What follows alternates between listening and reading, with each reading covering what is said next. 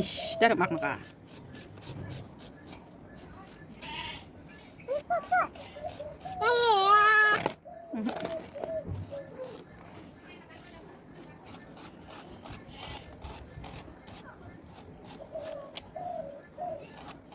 বাসায় কয়েকজন অতিথি এসেছে আজকে, বাসায় দুপুরে খাবে। তাই দেরি না করে হাতের নাগালে যেটা ছিল সেটাই রান্না করতে বসে পড়লাম। আজকে হচ্ছে মজাদার রান্না করব, সেটা হচ্ছে গরুর মাংস। কিছুদিন আগে এলাকায় গরুর মাংসের ভাগা অনেকে নিয়েছিল, আমরাও নিয়েছিলাম সবার সাথে। এগুলো মাংস পেয়েছিলাম, মাংসটা খুবই ভালো ছিল, টেস্টি ছিল। তাই ভাবলাম এই মাংসটাই আমার মেহমানদের জন্য আজকে আমি রেডি করে দেই। তাই কতগুলো পেঁয়াজ আর কয়েকটা আলু নিলাম। আলুটা হচ্ছে আমার ছোট তন্তুনির জন্য, সে আলু খেতে পছন্দ করে। আর হয়তো অনেকে মাংসতে আলু পছন্দ করে না, কি আর করা, মাংসের আলু আমার টুনটুনি খুবই পছন্দ। তো অনেক কিছুই রান্না করেছি, কিন্তু আমার বন্ধুদের জন্য আমি আমার গরুর মাংসের ভিডিওটাই শুধু শেয়ার করব। এগুলো কুচি কুচি করতে অনেকটাই সময় লাগে, কারণ অনেকগুলো পেঁয়াজ নিয়েছিলাম আর আলুটা আমি শুধু দুভাগ করে করে নিয়েছি।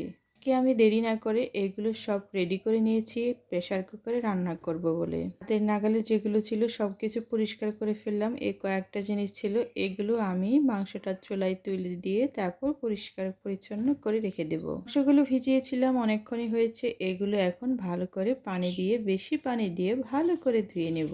রান্নার পূর্বে মাংসগুলো অবশ্যই অনেক ভালো করে ধুয়ে নিতে হয়, সেটা হচ্ছে সবারই জানা কথা, তারপরেও আমি বলছি।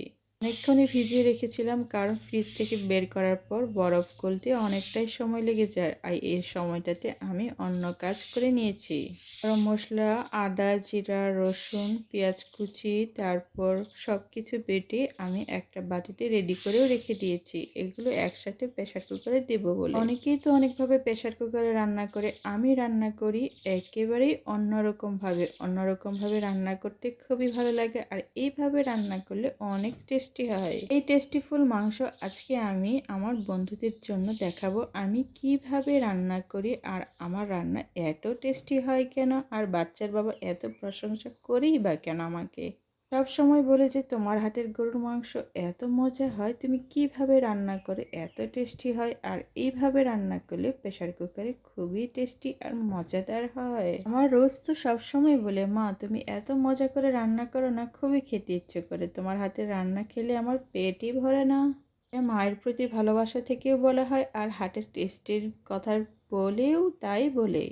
গ্যাসের চুলাটা অন করে দিলাম। অন করে দেওয়ার পর আমি অপেক্ষায় থাকলাম কখন প্রেসার কুকারটা একটু গরম হবে। গরম হওয়ার পর আমি তেল রেডি করে রেখে দিয়েছি, এখন তেলটা আমি দিয়ে দেব প্রেসার কুকারের ভেতর। এরপর আমি অপেক্ষা করছিলাম কখন একটু তেলটা আরেকটু গরম হবে। তেলটা যখন আরেকটু গরম হবে তখন আমার রেডি করে পেঁয়াজ কুচি যেগুলো কেটে রেখেছিলাম সেগুলো দিয়ে দেব। আসলে পেঁয়াজ কুচিগুলো কেটেছি এই কারণে, এটাতে আমি ভালো করে বাদামি কালার করে পেঁয়াজ কুচিগুলো খুব সুন্দর করে ভেজে নেব।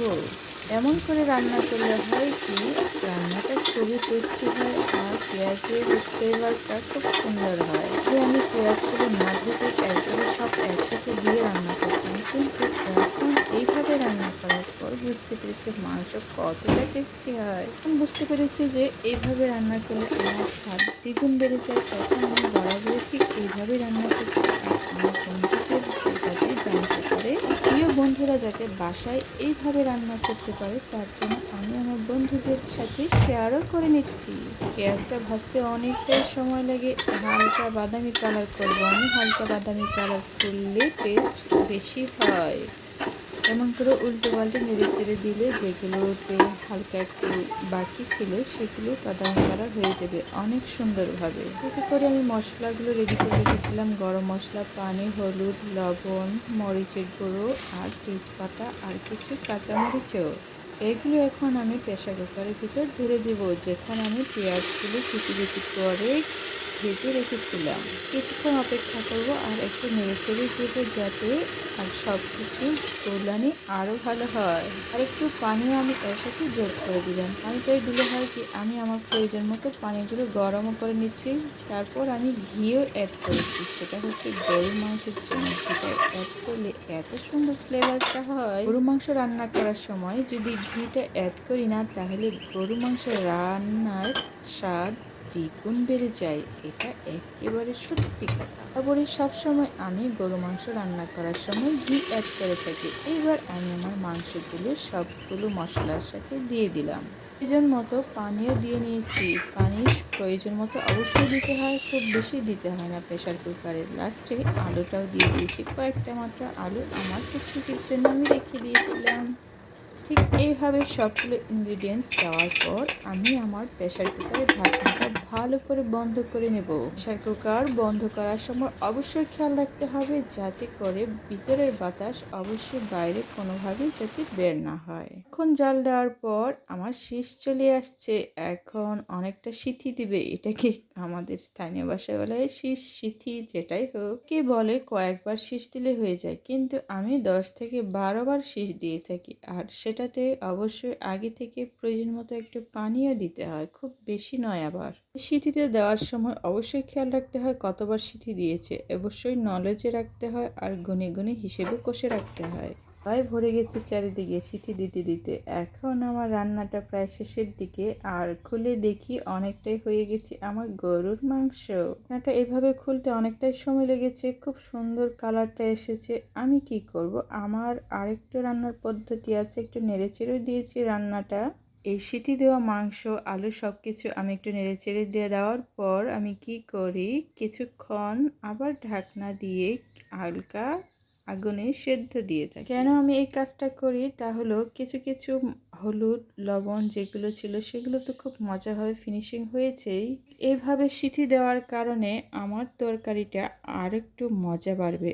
আর এইভাবে পরবর্তীতে ঢাকনা খুলে আরেকটু জাল দেওয়াতে হয় কি, এগুলো পেঁয়াজ গোটা গোটা ছিল সেগুলো একটু নেড়েচেড়ে দেওয়ার পরে অনেকটা ভেঙে যায়। তারপর এইভাবে মশলাগুলো আরও সুন্দরভাবে গরুর মাংসের ভিতর ঢুকে যায়। এখন মাংসটা খেতে আরও টেস্টিফুল হয়। তো বলছিল মা তোমার রান্না কি হয়েছে? আমার রান্না কিন্তু খুব তাড়াতাড়ি হয়ে গেছিল, আর প্রেশার কুকার রান্না একটু তাড়াতাড়ি হয়। শুধু শীষ দেওয়ার পর অনেকটাই কমপক্ষে 20 মিনিটের মতো একটু অপেক্ষা করতে হয় যতক্ষণ না ঢাকনাটা খুলে যায়। আর ঢাকনাটা খুলে যাওয়ার পর আমি ঠিক এইভাবে কিছুক্ষণ আরও জাল দিয়ে থাকি, চুলার উপর এইভাবে রেখে দিই। এখন আমার রান্নাটা প্রায় হয়ে গেছে। রোজ এখন খাবে অনেক বসে মজা করে, তার জন্য একটু বেশি মাংসগুলো দিলাম আর 1-2টা আলুও দিয়ে দিয়েছি। বলছিল মা তুমি আমাকে একটু বেশি মাংস দাও, কারণ আমার খুব খিদে পেয়েছে, মাংস খেতে ইচ্ছে করছে। আর তোমার হাতের গরু মাংস বলে কথা, আমি তো আরো বেশি করে খাবো। আজকে রোজ স্কুলে যাওয়ার আগে খাবারটা খেয়ে নিচ্ছে। আজকে বলছে মামা আমার টিফিনটা তোমার দিয়ে দিতে হবে না, আজকে আমি বাসায় খেয়ে নেব। গরু মাংস সবসময় গরম গরম খাবার খেলে আরো বেশি টেস্টি হয়। গরম খাবার মানে তো অনেক টেস্ট গরু মাংস। রোজ আজকে খেতে খেতে বলছিল মা কদিন ধরেই না আমার খুবই গরুর মাংস খেতে ইচ্ছে করছিল, আর খেতে পেরে অনেক ভালো লাগছে। খেতে বসে আজকে বলছিল যে একটুকু ভাত ফেলবো না আজকে, সবসময় তো তোমার জন্য ভাত রেখে দিই, আজকে আমি কোনো ভাতই তোমার জন্য আলগা করে রেখে দিয়ে যাব না। দেখবে প্লেটের একটা ভাতও থাকবে না, আমি সবগুলো খাবো আজকে। খুব মজা হয়েছে মা তোমার রান্না। ওর মুখে এতগুলো কথা শুনতে আমার খুবই ভালো লাগছিল, আর ওদের জন্য তো সবসময় মজার মজার রান্না করে দিতে ইচ্ছে করে, আর খুব মন চায় ওরা যাতে পেট ভরে খায় সব সময়। খাওয়া নিয়ে কত যে বাহানা ধরতে হয়, কত কিছু যে বলতে হয়, কত কিছু যে রান্না করে খাওয়াতে হয়, শুধু খাও খাও খেতেই চায় না কেন জানি। মাংস রান্না হলে খুব একটা খায় না এমন না, মাংস রান্না করলে সে ভালো খাবার খায়, খেতেও চায়। তাই বলে কি সবসময় মাংস দিয়ে শুধু ভাতই খাবে, অন্য কিছু খাবে না? অন্য কিছুও তো খেতে হয়, অন্য কিছু খাবারও তো শরীরের প্রয়োজন আছে। তবে সপ্তাহে কমপক্ষে 2 দিন মাংস রাখার চেষ্টা করে বাচ্চাদের খাবারের জন্য, তাদের শরীর স্বাস্থ্য সব কিছু যাতে ঠিকমতো বেড়ে ওঠে।